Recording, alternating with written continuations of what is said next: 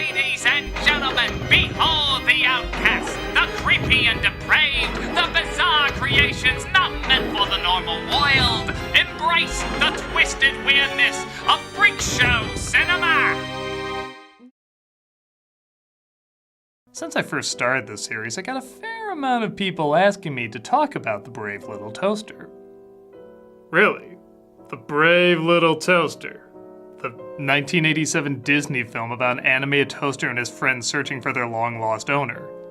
I remember liking this movie okay, but I don't remember anything especially dark in it. Aside from this scene. Run. And maybe this moment. And maybe this was more intense than I remember. On the surface, Brave Little Toaster appears to be a family-friendly film, and I do stand by that's what it is. For the most part. The movie about a group of appliances left alone in a cabin for so long they go searching for their master, who used to be a little boy but is now a grown man, has the usual adventure elements you would expect. It has a lineup of colorful characters, a radio voiced by John Lovitz. Sorry, folks, we seem to be experiencing a little technical difficulty, but I'm sure it's nothing we can't handle. A vacuum voiced by Thurl Ravenscroft. Cry, cry, weep, wail, and sob. It's disgusting. A lamp named Lampy. A blanket named Blanky. Yes, if a bird was involved, he'd be named Eagley. And the toaster, voiced by, this was a surprise to me, Deanna Oliver. There's only one rule. You can't stop till the house is clean. If that name doesn't ring a bell, her writing has shaped half your childhood. In fact, she often wrote with Sherry Stoner, who also shaped half your childhood. It's kind of cool these two were working behind the scenes on so many things you never noticed until you're older. Unlike other movies we've talked about on Freak Show Cinema, though, Brave Little Toaster wasn't criticized for being too dark. Chicago Sun-Times said it was an adorable adventure that kids will treasure. It won a Parents' Choice Award, and I don't know, look at it. It seems like a cute enough film. Time fly by in the city of light. Actually, I remember even when I was 6 years old that it had a little bit more of a mature feel to it. Yes, it's about big-eyed objects with cute voices, and yes, there's a lot of bouncy music, but there's also a sense that a harsh reality is always around the corner. Take this scene early on when the electric blanket is remembering what it was like to have the master come home. It's all loud, bright, and colorful like you would expect, but then...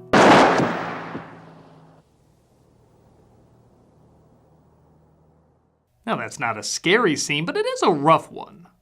There's a lot of quiet moments where nobody talks, or even sometimes the music just shuts off and somebody will, well, just feel bad.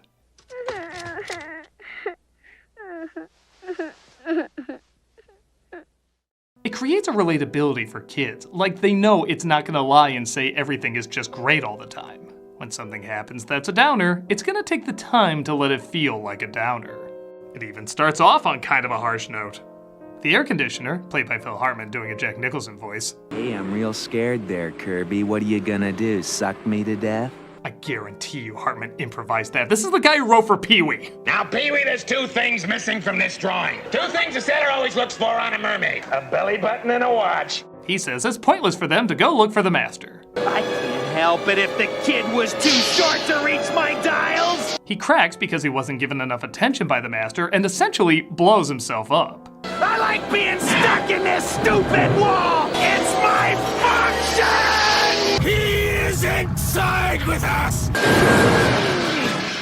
All they had to do was just have him taunt the main character so they could do the usual follow your dreams message. But instead, they just leave you with this guy pretty much on the verge of death. And this is before the journey even starts. There's always that sense of harshness looming over everything. Take this scene where they're trying to get across a waterfall. They all drop, leaving the vacuum behind, and he jumps in to save them. At least, I'm sure that's what the script called for. But this is the way they show it.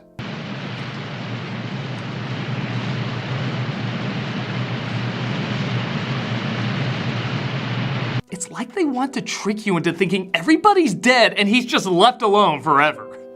He does jump in and eventually save them like you would expect, but I remember this moment of him just standing there alone more than when they were rescued. As a kid, I've seen a scene like this a million times, but this I haven't seen as often.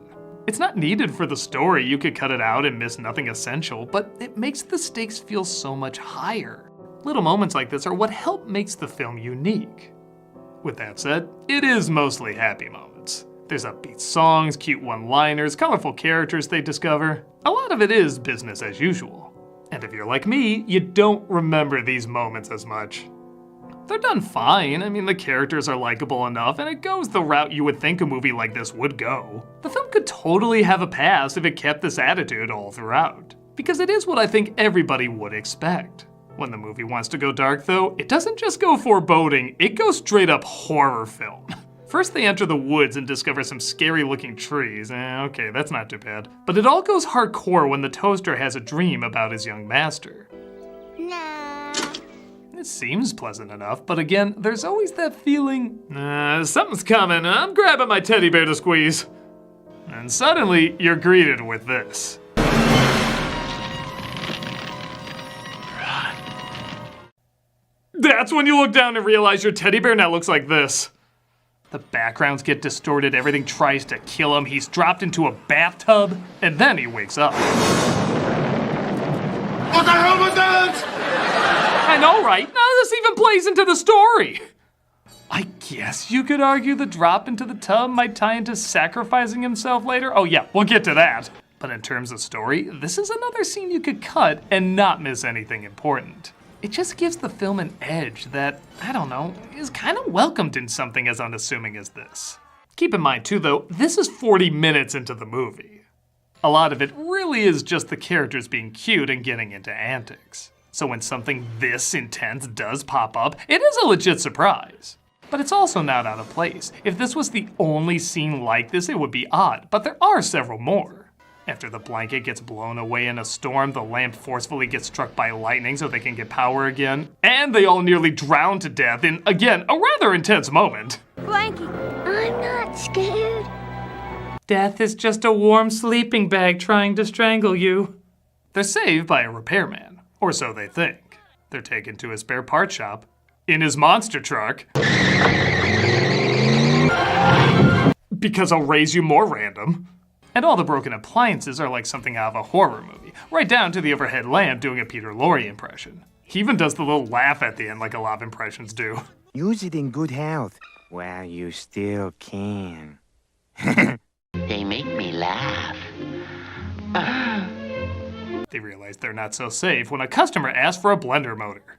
This little blender is literally running for his life until he's found and gutted like a snuff film.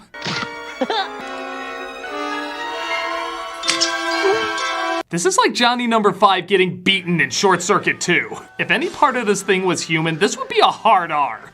I don't even know what half those things are, I just know they're gory as shit.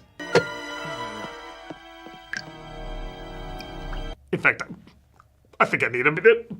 Here's this. Okay, sorry, I think we're good. Nope, one more. Okay, false alarm. Back to the movie. The appliances sing a song pretty much confirming they're a horror film. It's like a movie. It's a movie show. And incorporate some really creative designs, fun colors, and shadows.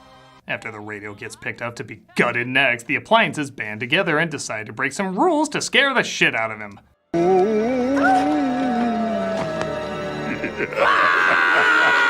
Toy Story will do it. Something I love about the fact that the customer essentially sees all these things come to life, break through the walls, and has absolutely no reaction to it. Just wondering if you got my radio tubes. Also, hail Satan, I guess. When they finally get to the city they think their master is at, which by the way, I love the design of this place. It's like a mix of St. Canard and Bay Pig in the City. They discover he grew up and ironically is taking his girlfriend to his childhood cabin where all his appliances aren't.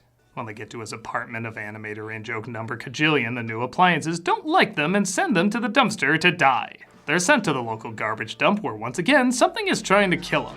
This time it's a giant magnet sending all the forgotten garbage, which yes, are alive, to be pounded into a dead cube. And this isn't like the AC where once the master comes back, he just turns him back on. This is like the blender. When they're dead, they're dead. There ain't nothing you can do about it. Hurt me while I panic! On that literal note though, this song is pretty great. Most of the songs in this movie aren't bad, they're just kind of forgettable. But this song, ironically called Worthless, is easily the best one.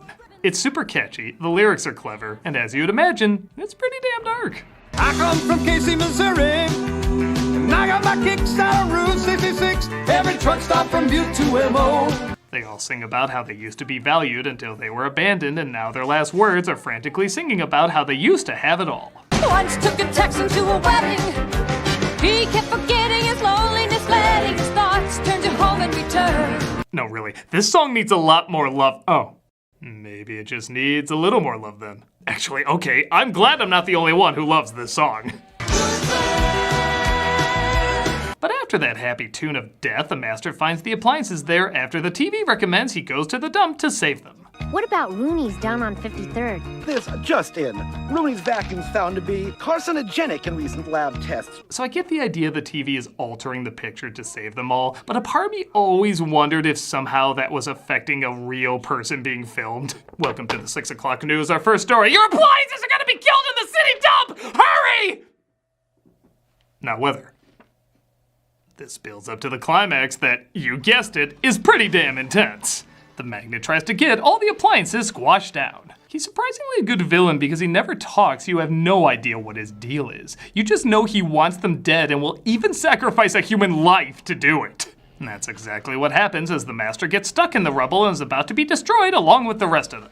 Everything goes red like it's the end of Ralph Bakshi's Lord of the Rings, and the dude is screaming at the top of his lungs so he isn't squished into a bloody pancake. The toaster sees the only way to save him is to throw himself in the gears, and Jesus, look how this is edited.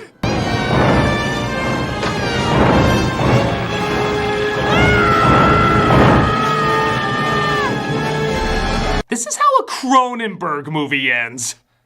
As you'd guess, he does launch himself into the gears, saving the master, but as you'd also guess, he's okay in the end. Still, man, can't imagine many kids were having fun watching their big eye protagonist go through this.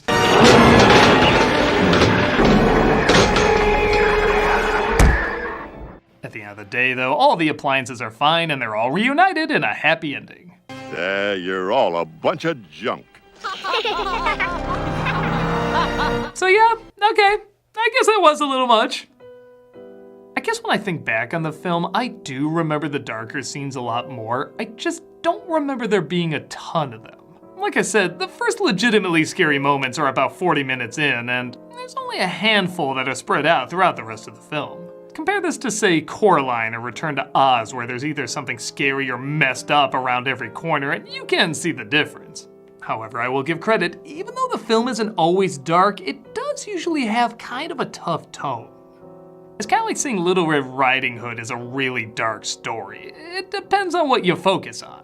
Almost every version of the story, though, is direct with the dangers in the world. That's what most kids take out of it, and I think kids also take that out of this. The bright stuff is bright and happy moments are happy, as they should be. But the idea of something bad being around the corner is always in the back of your head, and I found those kids' movies usually stuck with me a lot more.